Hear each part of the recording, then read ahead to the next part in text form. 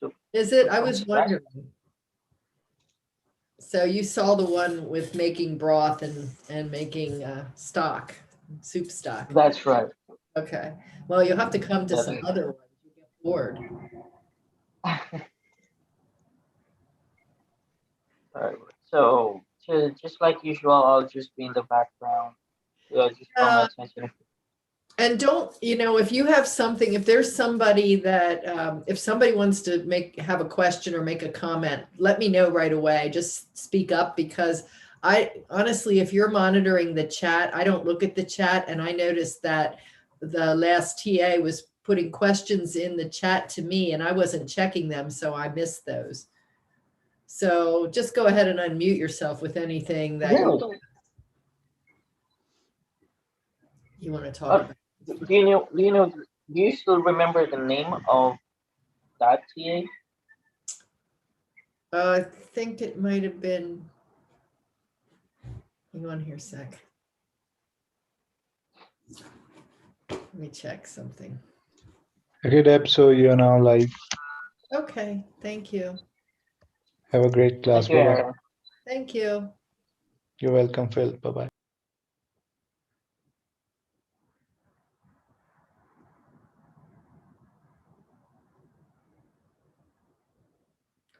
I am checking, but I don't really know at the moment. I might have to check that out No, later. that's fine. But don't worry, if there are questions in the chat, I'll call your attention. That's all. I just don't want to miss, if you're saying something to me, I don't want to miss it. So just unmute yourself. So I just definitely wasn't checking the chat there.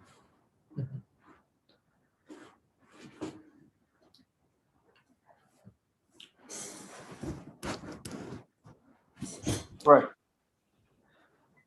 Actually, the TAs as well, we should not let some questions unanswered before the end of class. Right. It's And I very don't, important to answer those questions. yeah, and I think he actually did then break in, but he was asking me if I wanted him to, he was asking me if I wanted him to read the questions or something. So I just, that's what I missed. And then he finally did just unmute himself and talk about it then. So, hi, everybody on live stream. If you're out there, love to have you come into some of my cooking classes. We're I going to talk think they will be able to see you at the They exact time. can't see. They can't see me yet. Yeah, it's not yet available on the website. It will be available at the exact time. I think, yeah, it's almost there, so people will start coming in. So I'll just be in the background, okay? Okay. All righty.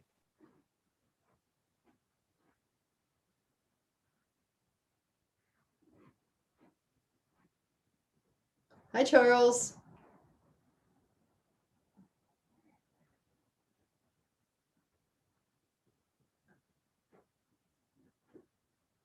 Hello, you can unmute yourself and put your camera on and say hi. Would love to see you.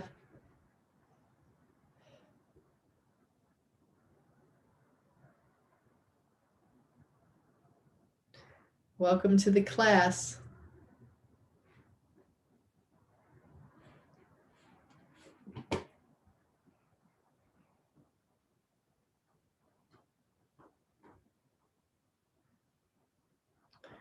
Comes Judy. Hi, Judy.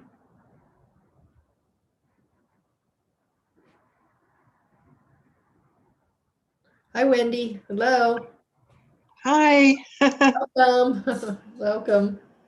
Judy's here. Greetings. Okay, that's Judy. Yes, her husband. She's coming. Okay. And what's her husband's name? Mark. Mark. Hi, Mark. Hi. Hi, Martha.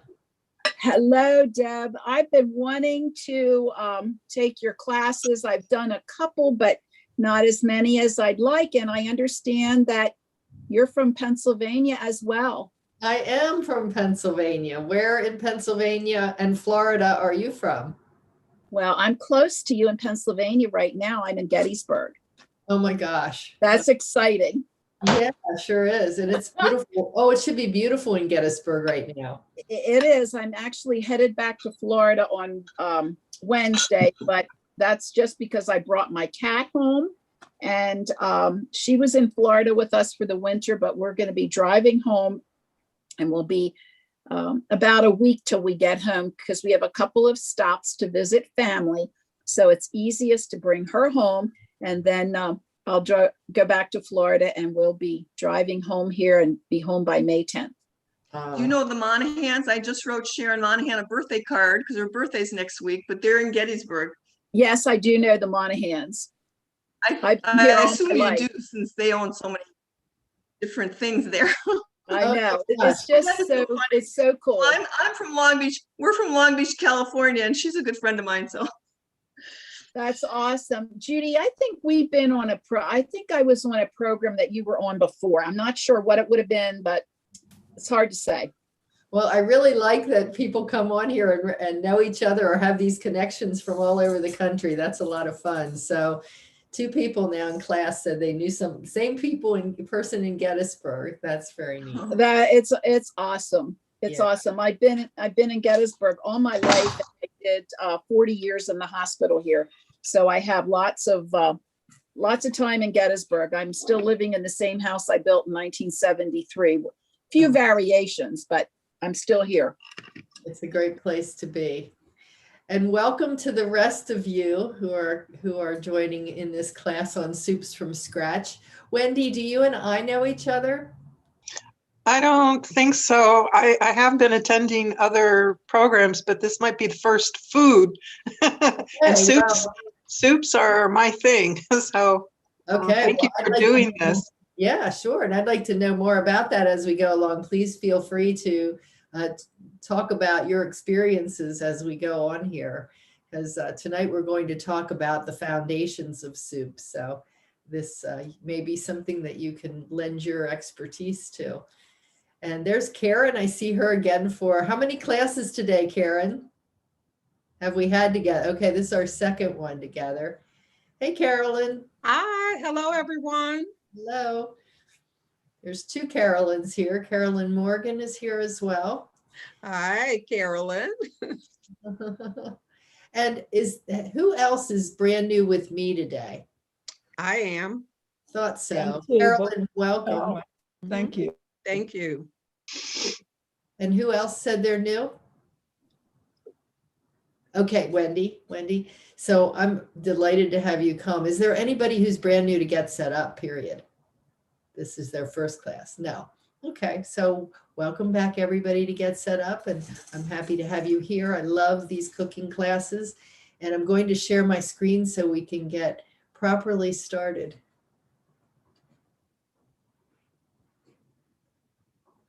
Do you see my beautiful bowl of soup here in the corner? Oh, it looks delicious. Doesn't it look good? Well, we're not talking about that soup today, but that's where we're aspiring with the base that we're going to be making. We can make delicious soups like this. And I've had a number of people say they'd really be interested in doing some Asian inspired soups. So that looks kind of like that type of soup. I'd like to do some of those sometime.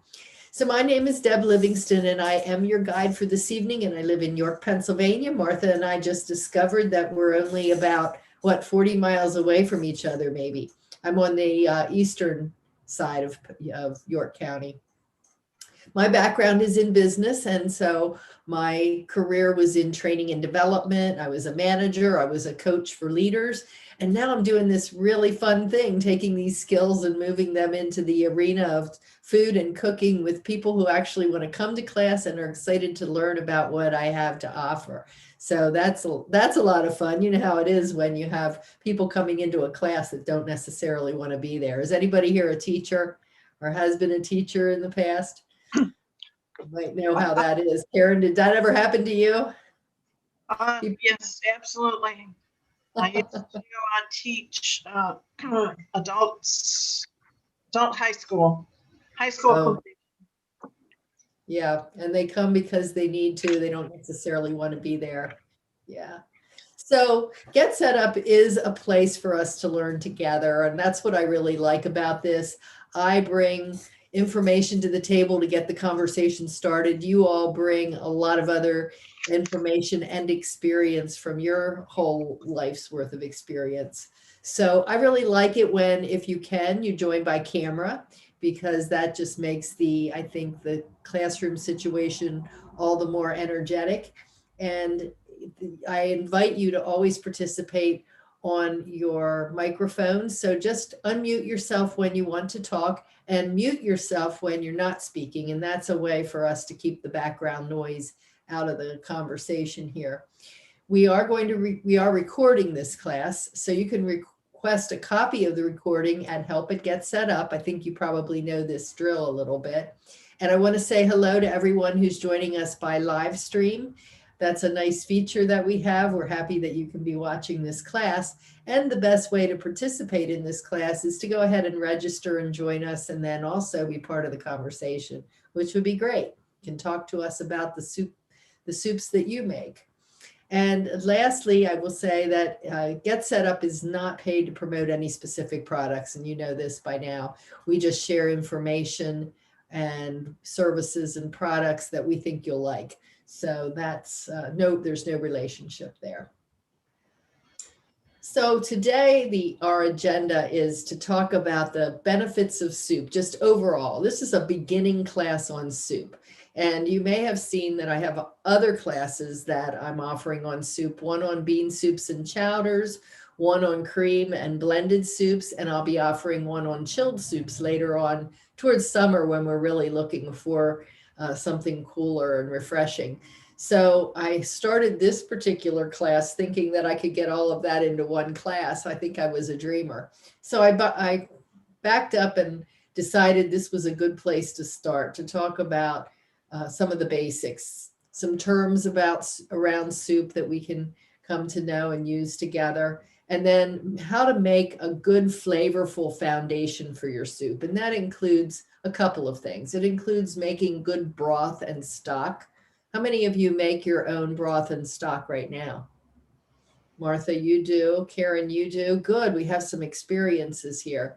And how many of you would think that you might like to do that? Might like to make your own. Yeah. You know what? Whether it's because you want to eat more healthily, or because you want to save a little bit of money, or you just want some soups that taste better, making your own is certainly the way to go in all three areas. Would you agree with that, Martha and Karen? Absolutely. Yeah. Because so many other soups are so full of sodium, and you need to be very, very careful with that, of course. And I know that most of us at this point in our life know that, but they're full of all kinds of preservatives and a lot of sodium. Yeah, that's the way they make them taste good, I guess. Or I don't even think they taste that good. They taste like salty water to me, I guess, after I'm used to using my own. So then the second way of laying a good foundation is following some certain basic soup making steps. Now, these don't follow in every kind of soup that you make, but they follow in quite a few where you're layering flavors on flavors. So we'll talk about that and then look at a couple of recipes that actually put those into play.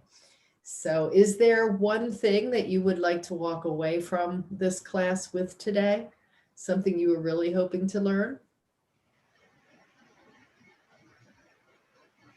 Well, for me, I know that a lot of people like soup, and I too like soup, but I have to find myself rarely eating soup because of not only just the sodium, but the other spices, because I really have a problem with spices. I seem to swell more than I've ever noticed in my life in my ankles. And I usually notice that from seasonings. So it could be salt, it could be any types of spices. I just have a very sensitive nature to my intake of spices. And who doesn't love spices? Yeah, you really like to be able to kind of flavor, make things more flavorful. So that's tough. And are those spices that are blends that could have salt in them, or are they just the pure spice? Well, I think they must have a little salt in them because I don't think it's just the pure spices, but sometimes they do have extra blends. And I don't know why I have such a sensitivity. I've never had any kind of diagnosis. I just have to check it for myself and notice my swelling, and then I'll know, okay, something was a little more salty than I thought.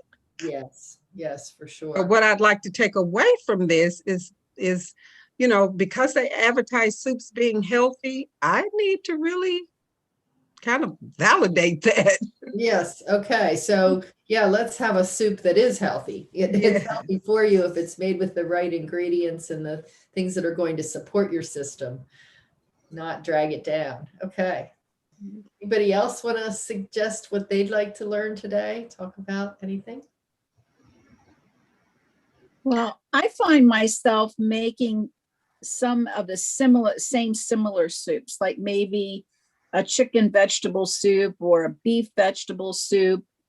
I just want to broaden my horizons a little bit. So I was intrigued when you said about possibly doing something that was maybe Asian or whatever. And again, to be able to flavor them with something, I tend to want to flavor with my own herbs and things like that.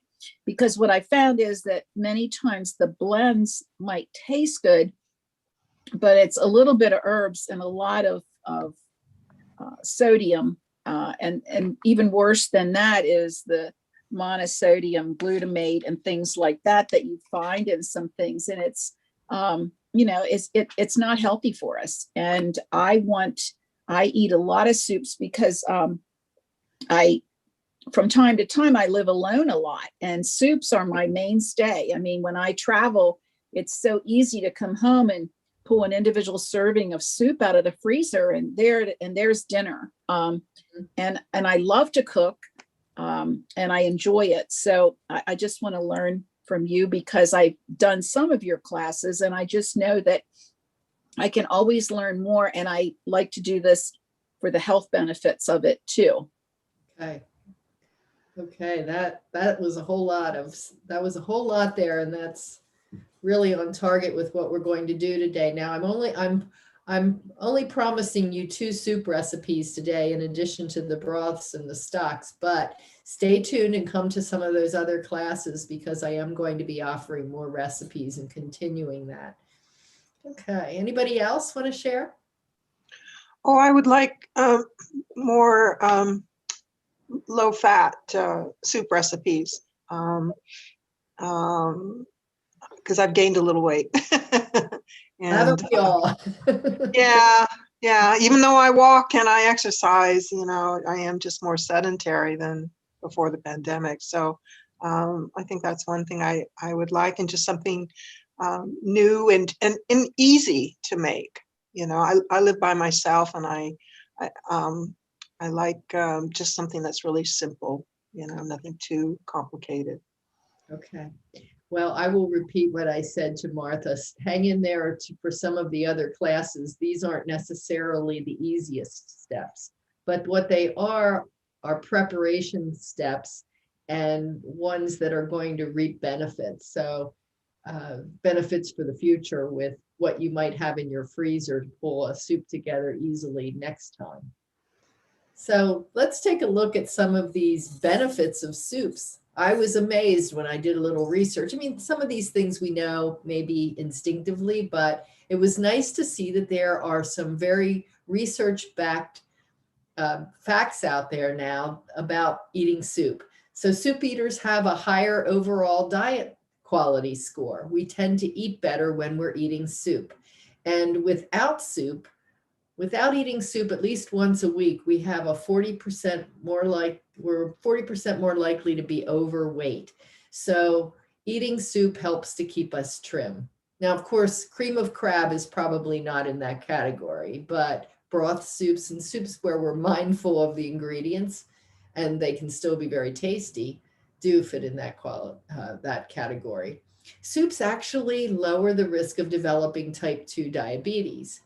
And the reason for that is because we are intaking so many vegetables and a lot of fiber. And so that those things together can help reduce inflammation, keep things flowing through our system.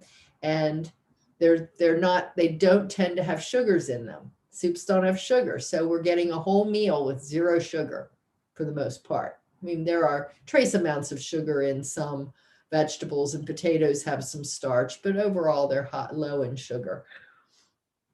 And what's I found interesting when we talk about sodium, what's naturally good about soup is that they're generally chock full of ingredients that also have a high potassium content. Think about potatoes, for instance. And so the potassium actually offsets the sodium. When you think about having high blood pressure, have you ever heard, or maybe you've experienced this yourself, have you ever heard of a doctor diagnosing high blood pressure and treating it with potassium? Oftentimes that's a first step to treating high blood pressure because potassium helps to remove sodium from the body. So in that way, you can have a little salt in your soup and know that that's kind of being balanced out by the potassium also in the soup. And eating soup increases just naturally our water intake. And, Martha was talking about the things we probably know by now. And one of the things we probably know by now is that as we age, we don't get that thirst thing going for us as much. We don't get prompted to drink a lot.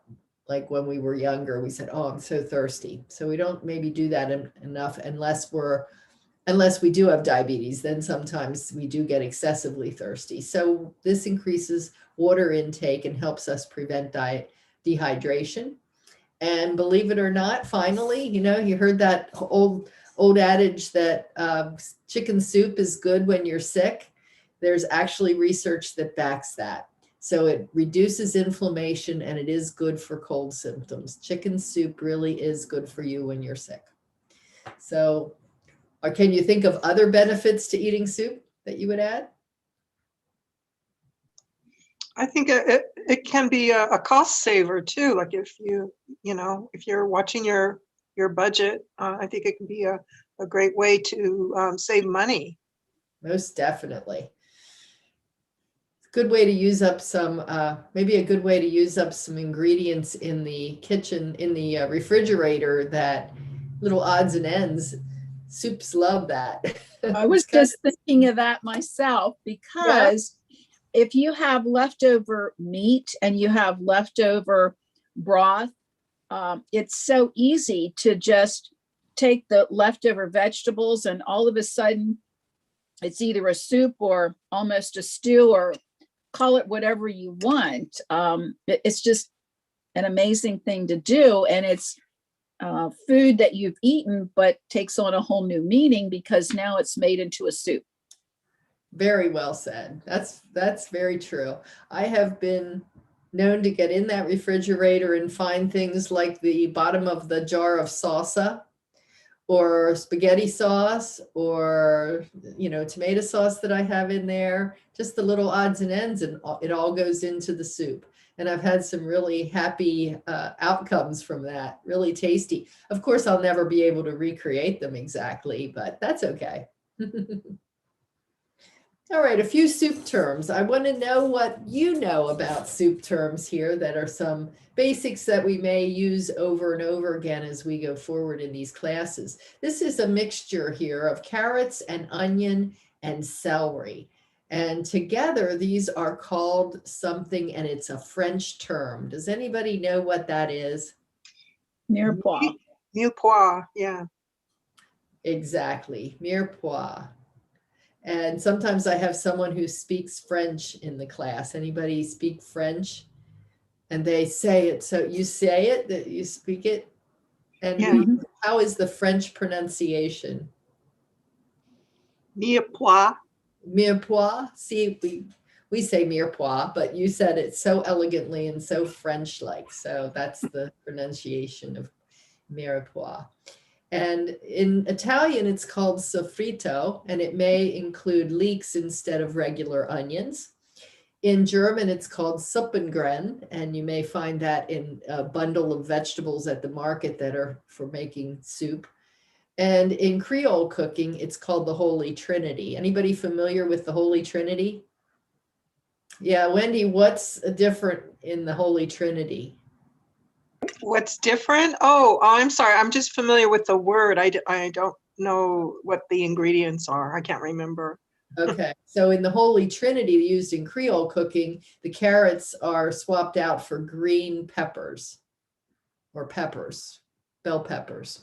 So that's the basis then for gumbos and jambalayas and the like. And we have somebody in this community who has said that she'd be willing to share her gumbo. She actually shared her gumbo recipe. I'd like to have her show us how to make it at some point.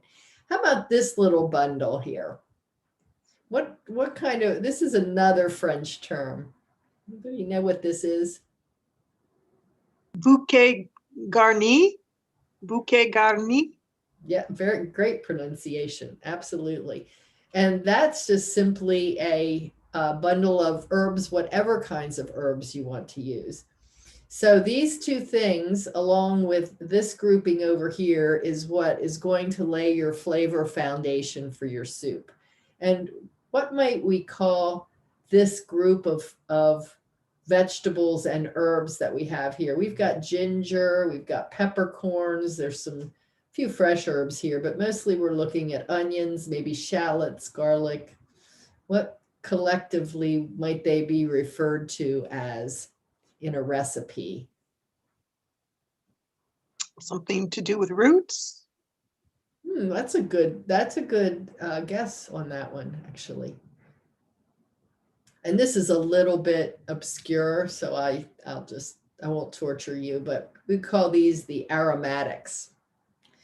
So what we do here typically in a soup when we're making it in the beginning, we heat up some oil and we saute these ingredients, not to brown them, but just to make them translucent and to have them sweat out their compounds. And they are oil soluble compounds. So that's why using oil when you saute them rather than water is beneficial. They release those oil soluble flavors.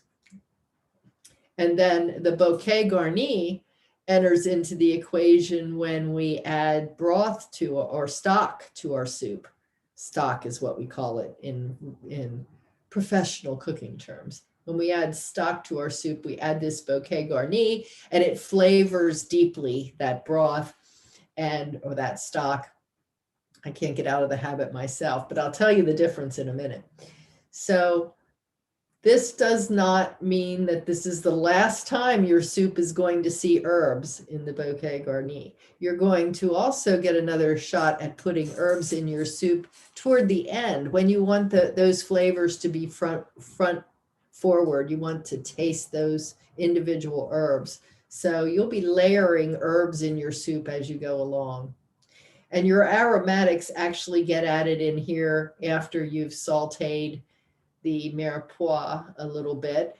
These go in. Sometimes people put them all in at the same time. So those are some soup terms. And what's this little gadget up here that we see? It's a handheld blender. I have one of those. You have one of those? Yeah, it's an immersion blender. How do you like it? I actually really like it. It's great for soups. You know, I wasn't planning on buying it. I actually went to the store to buy the regular blender, but Macy's didn't have it. And so they said, well, we have this, and I needed something, so I bought it. And actually it was I'm glad I got it. It's good buy. Cool. Use it for soup. Do you use it for anything else? Let me think. Yes, I make smoothies. You know, like with fruit and non-fat milk. I make smoothies out of it. I'm trying to think what else, but that's all I can think of right now. It's nice to be able to think of several different uses for a gadget like that. I use it for when I heat milk in a pan, and then I use it to froth it and make a low-tech latte. So I don't have a fancy frother or anything like that, but I just froth it with the immersion blender, and that works nicely. So we're not going to use the immersion blender in this class, but later classes we will. How about broth and stock? I've been using those terms and kind of messing up in the way that I've used them, but does anybody know the difference between a broth and a stock? You know, they confuse us in the store because they sell them both and they seem almost interchangeable. That's the way that we think of them, almost interchangeably. But to be precise about it all, broth comes from the term to boil, and it is a liquid that it comes from cooking, boiling vegetables and or meats for about an hour. And what you get is a rather thin but flavorful broth that is meant to be consumed on its own. So a broth was meant to be a sipping kind of thing that we use and don't necessarily use in a soup, although it can be used in a soup. But its primary purpose was to drink on its own back when that term was identified, I suppose. There are no bones in this. When making a broth, you do not use bones. But when you make stock, though, you use bones. And that is true whether you add vegetables to your broth, to your stock, or whether you do not. So you can use bones and meat, you can use bones and meat and vegetables. And you are cooking this long and slow and getting a lot of nutritional value pulled out of the bones here. We'll go into that in more detail. And then how many of you have heard of this bone broth idea? Have you seen it for sale, heard of it at health food stores and things? So what is that all about? Why do we see bone broth all the time? Anybody know? So I don't know if it's as much a health thing as it is a marketing thing, but honestly, it does have a lot of health properties, and it's called broth because it's intended to be sipped as a healthful drink that you could have. Consider it maybe a replacement for your afternoon coffee. So you could sip on bone broth, and it's made with a variety of different bones. And these are beef bones. So let's look into this a little more, because now we get into the saving money that Wendy was talking about and that I think about when I see those cartons of broth at the grocery store. So I'm going to show you how you can make vegetable broth for just pennies. And it's very easy when you start to save your kitchen scraps. So how many of you chop onions and chop carrots and chop celery in your kitchen when you're preparing meals? Do you do all of that? So don't throw anything away. Just make sure you wash everything well, and you can keep a plastic bag and start putting your onion shells, your garlic shells, the root ends of your onions, the ends of your carrots, the ends of your celery, not too many celery leaves, but save those in your freezer. And what we're looking for is a pot of broth where we're using half solids to half water to make it. So imagine this, what I do is save my scraps in the freezer. And then one day when I happen to be preparing and cutting up a lot of vegetables, I get my crock pot out and I take all of those scraps and I throw those in the crock pot. Then I get my bag out and I add the things from my bag in there. And then I fill the crock pot up with water. As long as I'm halfway up with the scraps and the vegetables, I can just fill the rest with water. I turn it on high for 5 or 6 hours. The house smells great. And now I have a vegetable broth. Now, if you're writing things down, I want to let you know or remind you that you're going to get the recipes at the end. So you're going to have everything here in writing, and I'm going to show you a little bit more detail here. This is what you'll get. I'm going to send this to you. And I'm going to size this up a little bit so you can see it better. Can you see that? Somewhat? Can you see it? Okay. I'll try it one more. Maybe that's a little bit better. So you have your scraps, and to your scraps, you'll quarter an onion. It doesn't have to be peeled, just cut into fours. You'll toss in 2 cloves of garlic. Doesn't have to be peeled, just toss it in. Chop 3 carrots. They don't have to be peeled, just washed. Same thing with stalks of celery, 3 stalks of celery. And then you add your 3 cups of veggie scraps. This is a precise measurement. I just put all of mine in. And then some sprigs of thyme and parsley and rosemary, some peppercorns, and then water. So this is a more precise recipe if you want to do that, but as you're confident, you can just throw in your vegetables and kind of learn what you like. I noticed today, for example, that my scraps bag has a lot of onions in there, more onions than anything else. So I probably won't put that whole scraps bag in. I'll try to mellow that out a little with those other vegetables. But here are some other kinds of scraps that you can use. We talked about a lot of the onion type things, leeks, those, you know, how many of you cook with leeks? You're familiar with leeks being those very large looking onions, and the white part at the bottom is the part that we eat in recipes, but that green top we generally throw away because it's very hard, coarse, it's not good for any kind of a dish. It is wonderful for vegetable broth. So you, as long as you wash them well, you can put them in that bag and you can add some or all of those to your soup, to your broth. You can even put some wilted greens, the kind that you might not want to put in a salad, you could put into your broth. And the same with zucchini or summer squash peels, you can add those. And it couldn't be any easier. You can either do it on the stove with boiling water or put it in that crock pot, which I think is the simplest way to go.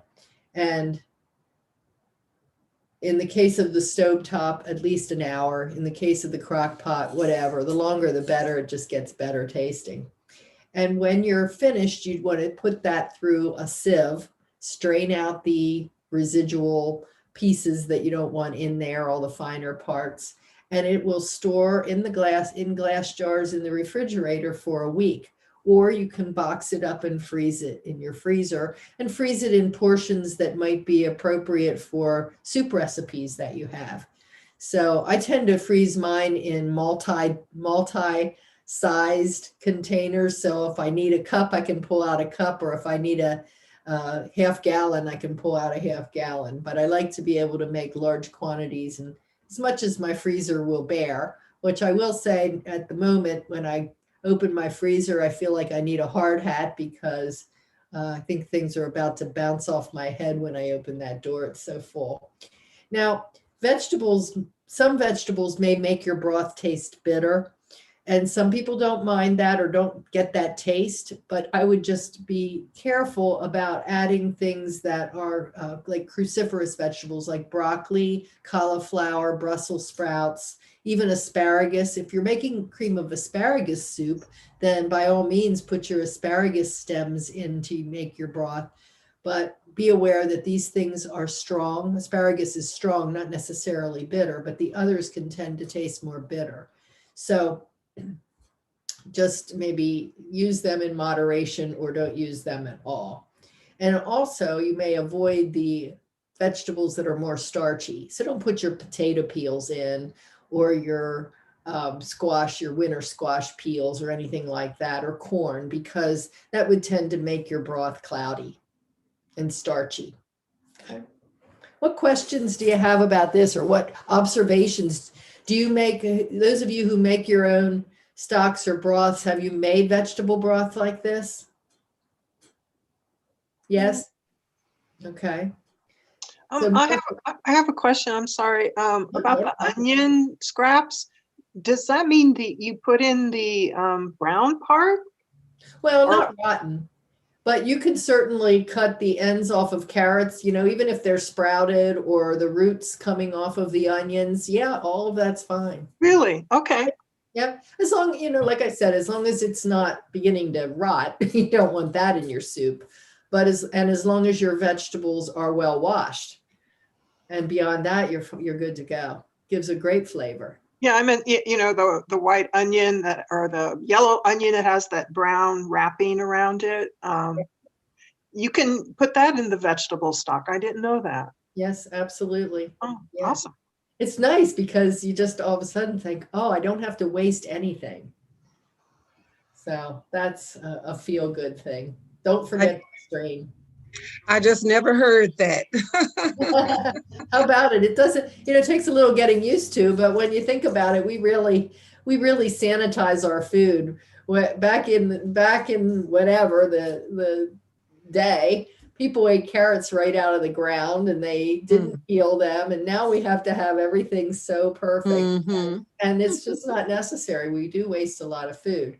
Wow. So here we are with chicken stock now. And I love this too, because it's you don't waste anything. So think about saving your rotisserie chicken bones.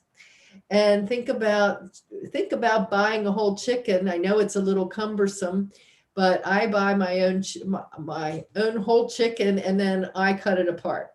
So you can easily learn how to do that. Maybe someday we'll do a class on it, but you can cut apart your own chicken and then you can freeze parts of it. You can cook some for dinner. And then you have this wonderful carcass that's left with a little bit of meat on it.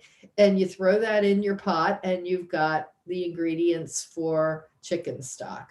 And the bones make the chicken stock become gelatinous because what's coming out of them is all the collagen and it's the collagen, the connective tissue that's in those bones has a lot of collagen, gelatin, and that's all really healthy stuff for us. So when you see this is what your cold chicken stock will look like. It's set up like Jell-O, and that's a good sign of a good stock. You can make it with or without vegetables. This could be as simple as just using your chicken carcass, period. It can be as complex as adding a lot of vegetables and herbs and spices along with your chicken bones.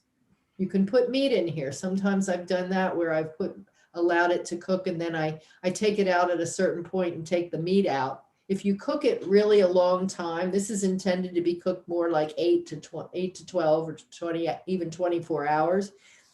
If you leave the meat in that long, just be aware the meat's not really good for anything at that point. You've cooked everything of value out of the meat. But if you take it out sooner, you could use it for another purpose. So you can dilute this because it's very strong. If you're making a soup, and a stock by definition is an ingredient used to make something else, whether it's a soup or a sauce or what would be a gravy. These are all things that a stock would be used as a base for.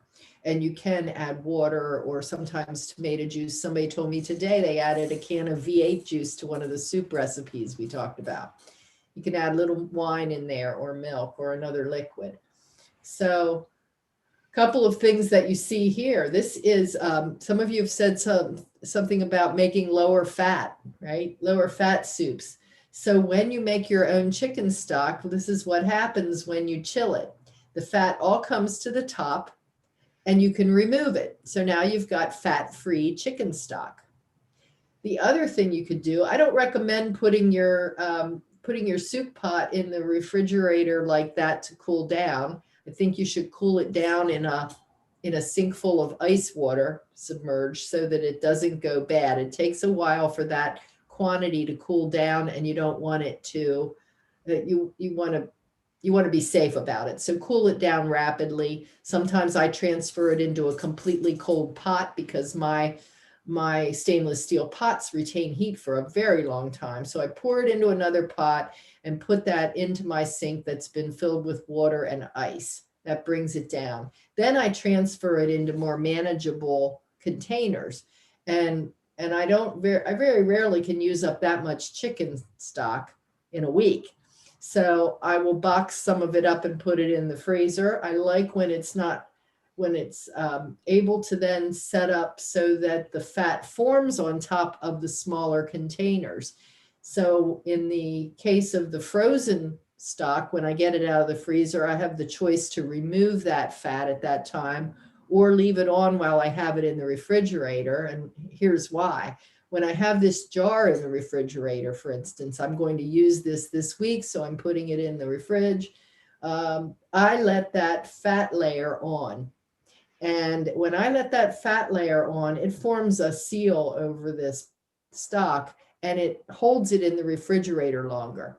So it actually preserves it. I don't feel so bad if I'm not ready to use it this week and it goes to next week, it's going to be fine. But as soon as I take that fat layer off, I've got to use that within the week. Does that make sense? It's a perfect nature seal here. So the chicken stock, let me check our time here, 6:12.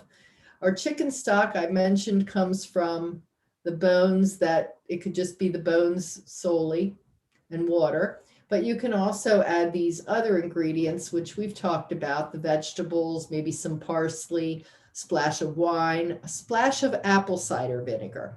Now, apple cider vinegar, this is not to flavor it in any way, and it's just supposed to be a little bit. But what apple cider vinegar does in this recipe and in the bone broth recipe is help leach the nutrients and the minerals and all the goodness out of the bones. So that's the function of a little splash of vinegar in there. And then if you're bold, does anybody use chicken feet or heads or necks of chickens? So the neck, my grandfather used to say, the neck and the little butt at the end were where the best meats were. So I've always used the neck in my soups. I've always used the hearts and the gizzards in those stocks.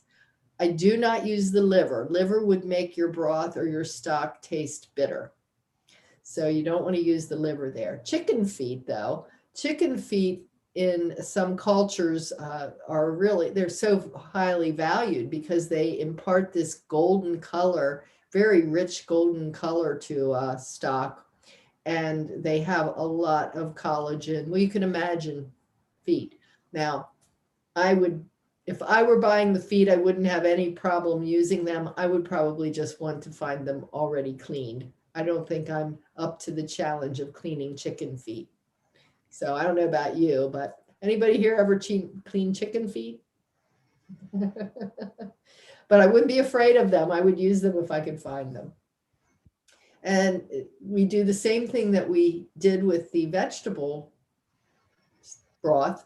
We're cooking it the same way, but we're cooking it 8 to 24 hours. You can just put your crock pot on low. If I do mine overnight. I know some people are worried about that, but you can always put it on in the morning and let it go through the day. And you stir in the parsley if you want it at the last, because that's what keeps that fresh parsley flavor forward. Okay. I have a question. If you're simmering it over a stove, do you cover it with a lid? Cover the pan? Yes, I would. And I would also continue to add water. Some of that will still boil away. So make sure the bones continue to be submerged, and you can sort of get a flavor for that as you go on, but just, yeah, add water and make sure they're covered. Yeah. Other questions about this? Does it seem doable? Yeah, it's not hard. Martha, anything to add since you have been making stocks? Only that the longer you do the bones, I think the better it really is. And I always do that with after I've roasted a turkey at Christmas or Thanksgiving, whatever.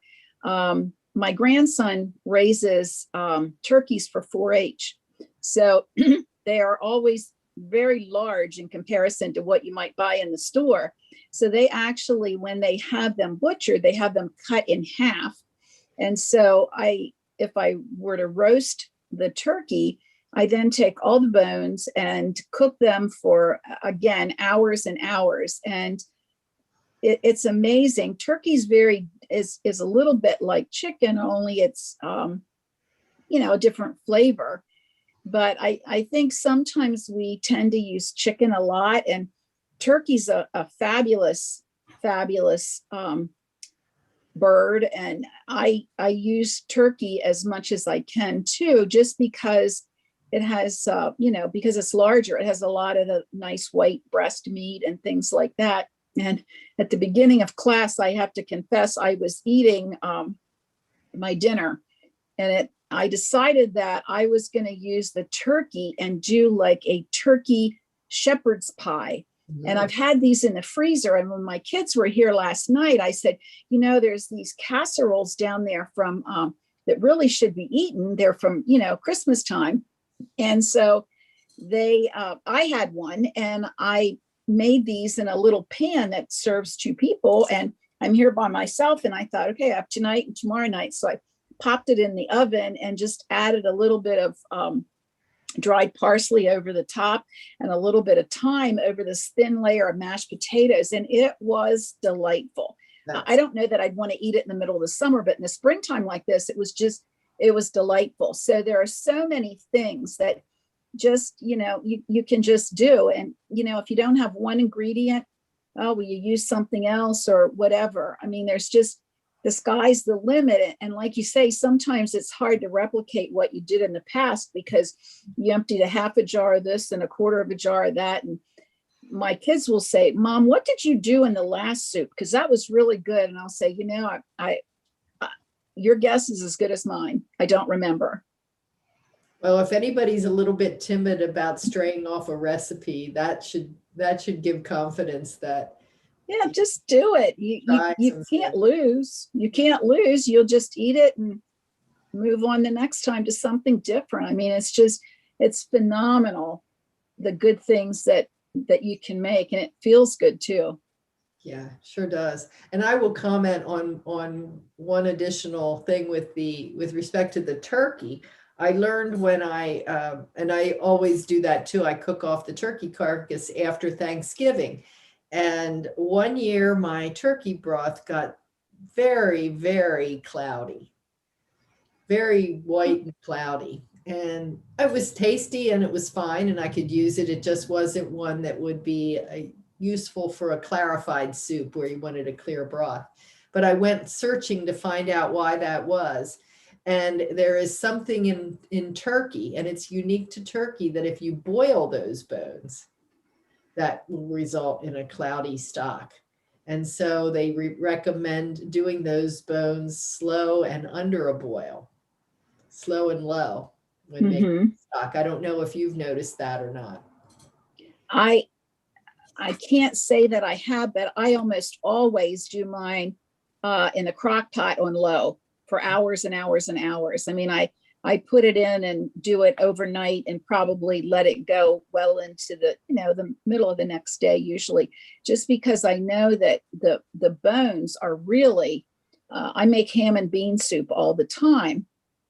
And I had an end of ham the other day, and typically I use ham hocks because I find those to be the most flavorful. Now, obviously the most full of sodium too, but this bone was just amazing. And the longer you cook these bones, the better it gets. I mean, I know I cooked those 24 hours and it was just amazing.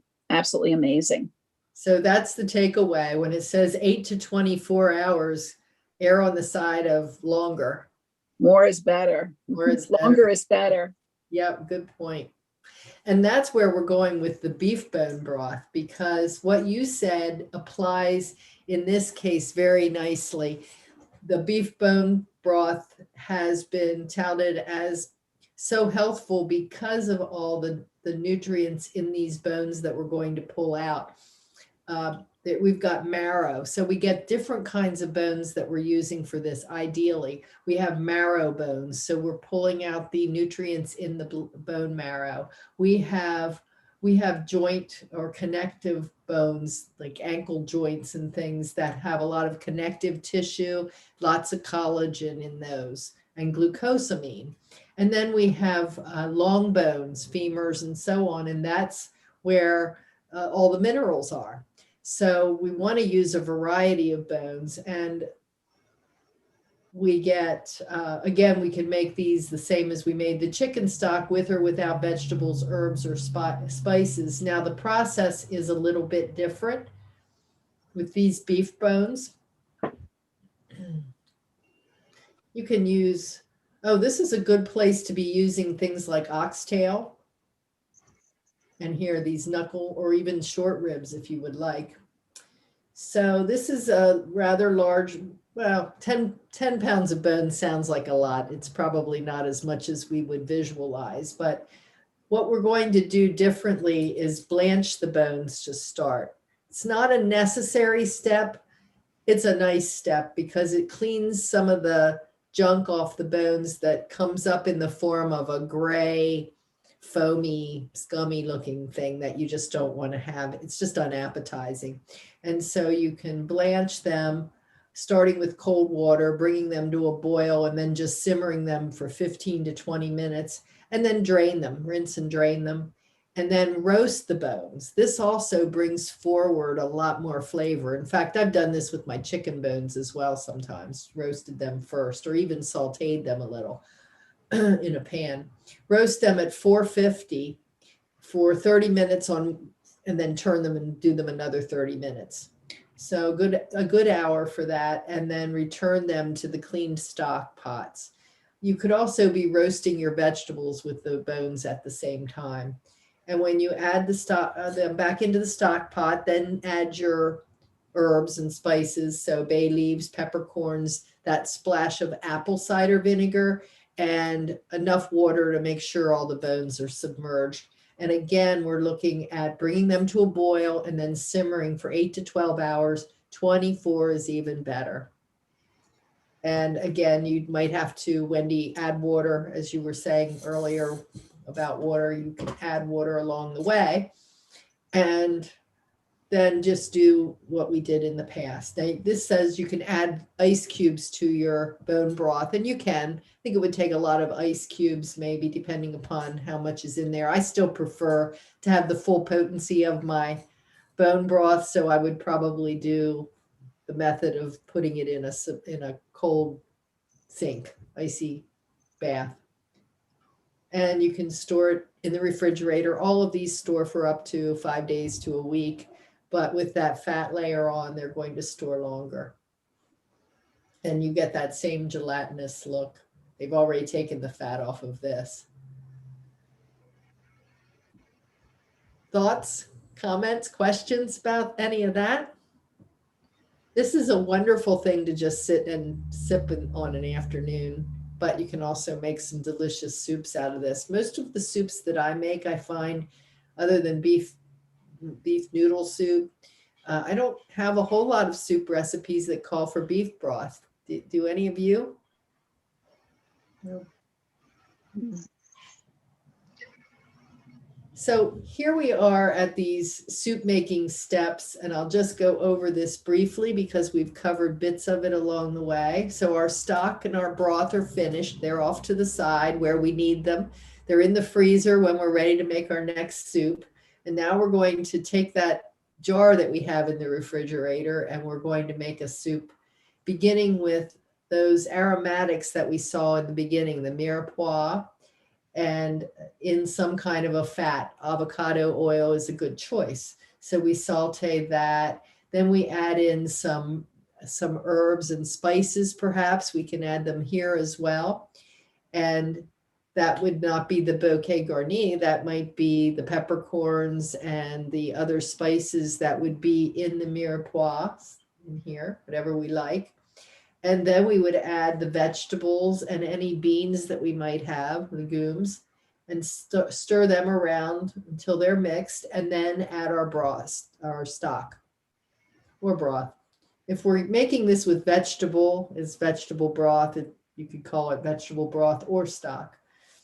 And any vegetable juices. Sometimes you want to have the tomato juice from the can. Sometimes you don't. Depends on your taste. And through this process, you might get some things that you want to skim as it foams to the top. You can do that. And at the end, you add in cooked meats, already cooked pasta, already cooked grains, and then additional herbs and spices and any greens. So if you're making soup that has spinach in it, this is where you want to put that in. Anything that only needs a brief heating. Peas would go well at this time, or let's see what else. Peas, spinach, just things you would fold in at the end. And lemon and vinegar is a good finishing touch on some soups. It just tends to brighten them up if you like that taste. And sometimes you're mixing in a little milk or cream at the end too, depending upon the soup. So these are the flavor foundations right up here, adding those. It doesn't say anything about the bouquet garni. You could add that right in here if you had one and wanted to do that. And these are the two recipes that I'm going to send with you. These are kind of traditional recipes. So a traditional vegetable beef soup and an Italian minestrone, which is vegetarian. And you can see, whoops, excuse me. You can see that this recipe follows the steps we just went over, except we start with doing a little sauteing of the stew meat. So we heat oil in a pan. We make sure that stew meat is a little bit dry with paper towels so we don't splatter the oil with wet meat. And we season it with salt and pepper, saute it in the pan, brown it for about 4 minutes, and then remove it. And then add a little more oil to the pot and put our mirepoix in there and our aromatics and so on. And then once those are softened, we add in the broth, the tomatoes, add the beef back in, and the other seasonings that we want. So oregano, thyme, so on. Then add the potatoes. And there's a lot of steps here. Sometimes you might just decide you're going to put it all in at once. It would be okay. But this is going in order of how long it takes things to get tender. So if you want to do it that way, that's the reason why these are stepped out the way they are. And so you can see that the corn and peas get added last because they really don't need a whole lot of cooking. They've already been blanched when they're frozen and they're most of the way there. So that's a delicious beef soup. And notice this. You can use chicken broth in this. You don't have to use beef broth, and it gets just as delicious. Now my goodness. Out of control. There we go. The Italian minestrone soup has many of the same ingredients from the mirepoix standpoint. This time we're going to use zucchini and yellow squash and green beans, and our spices change. So we're using paprika and rosemary. Still are using some tomatoes in here and a bay leaf. And how many of you have saved your Parmesan cheese rinds to use to make soup? Here's another way that you can, use something that would ordinarily get thrown away. So it's another reason, another benefit of soup. You can make your soups taste really good by throwing that Parmesan cheese rind in there and then letting it cook with it. And at the end of the cooking process, you can take it out and now you can throw it away. And instead of beef in a minestrone, what makes it so hearty is that we're adding kidney beans for the protein. And then also for a little more filling, we add some pasta. So something like a ditalini or an elbow pasta. So we follow those same steps that we had done before. We're stirring in that pasta at the end, already cooked. Now, why do we want to put already cooked grains or pastas into our soup instead of just cooking them in the soup? Does it make it cloudy? Yeah, it makes it kind of stiff and starchy and thick.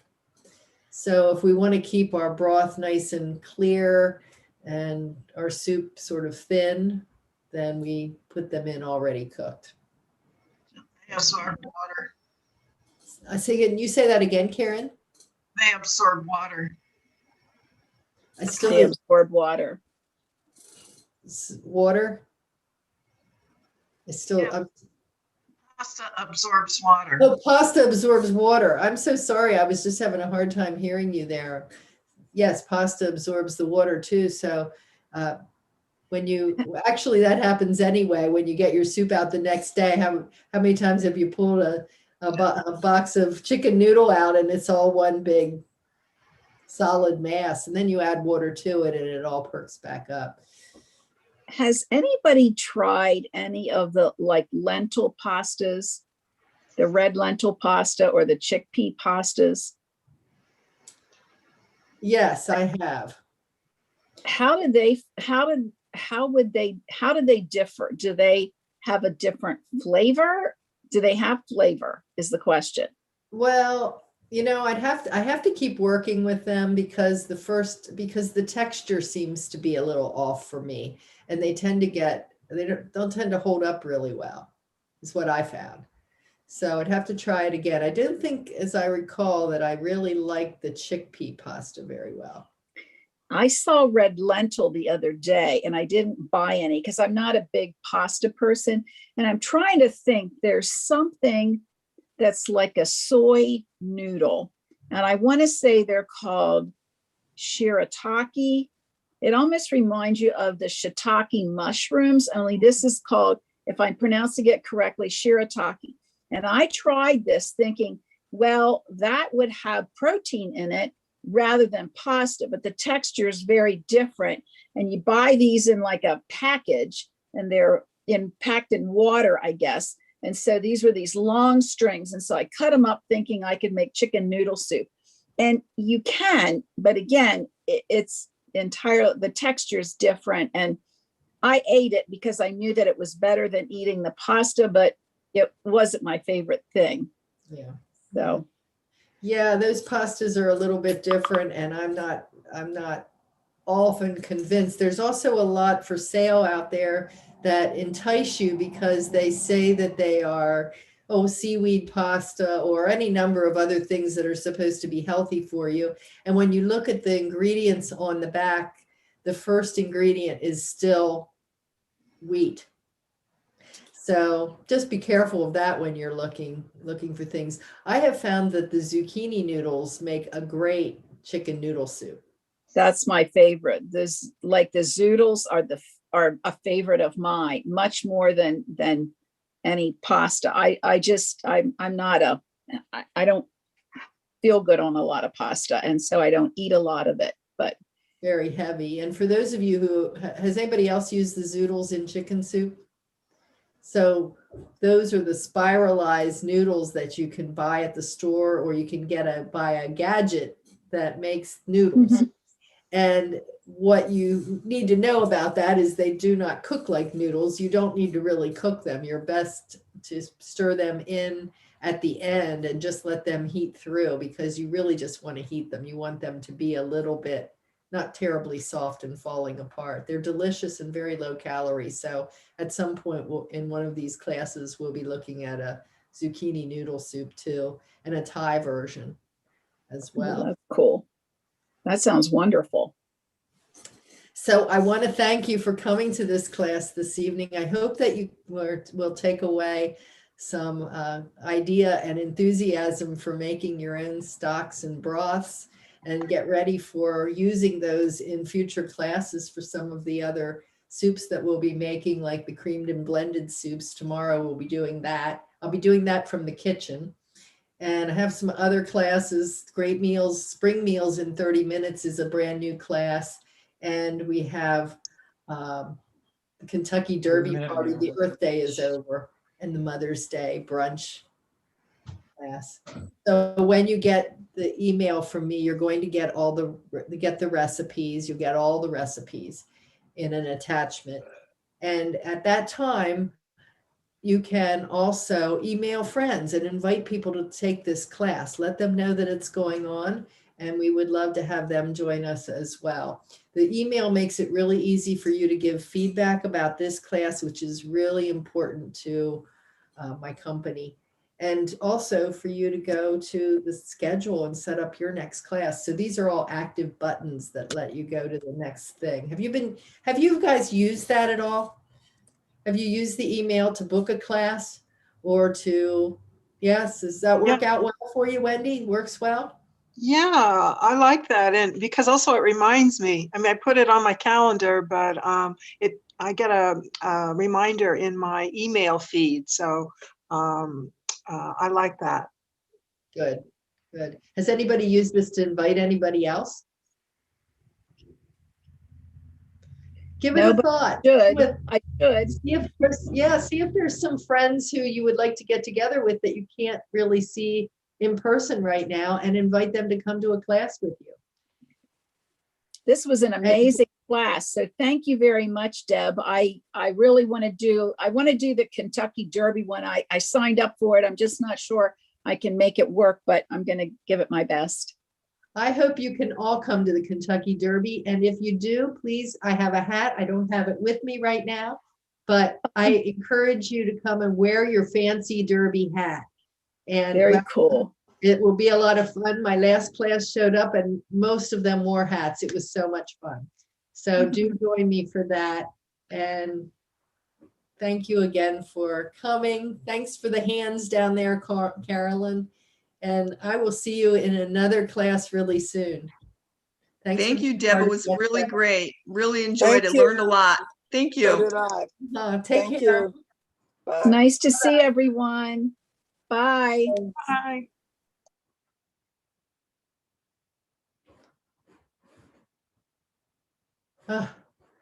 Oh, Phil, I can never seem to get my classes done on time. But that was good. That was a good class. Oh, thank you. Thank you. So see you next time, Deb. See you next time, Phil. Thanks a lot.